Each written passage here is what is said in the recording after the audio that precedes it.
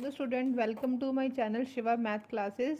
So there is a exercise 3.1 trigonometry class 11 second question -47 degree 30 minute. ठीक है, ये हमारे पास जो ये वाला साइन होता है ये मिनट का साइन होता है। ठीक है, इसको हम मिनट से सेकंड में कन्वर्ट करेंगे तो क्या करते हैं, इसको डिवाइड बाय 60 कर देंगे। 30 डिवाइड बाय 60 तो यहाँ पे कितना आ जाएगा 1/2।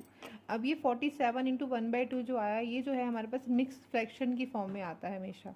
ठीक है, तो इसको हम जो क्या है फ्रैक्शन की फॉर्म में लिखेंगे 2 × 47 94 94 + 1 95/2। ठीक है, ये हमारा क्या आ गया, ये हमारा रेडियन में आ गया, डिग्री में आ गया। अब इसे हम क्या करेंगे रेडियन में कन्वर्ट करेंगे। तो यहाँ पे क्या करेंगे radian measure is equal to π/180 × degree measure, ये इसका फॉर्मूला होता है इसको कन्वर्ट करने का। तो π/180 × -95/2 इसको लिखेंगे। तो यहाँ पे इसको 5 के टेबल पे कैंसिल आउट किया, 19/36 आ गया। तो यहाँ पे -19 π/72, तो ये आपका क्या है यहाँ पे रेडियन। Thank you.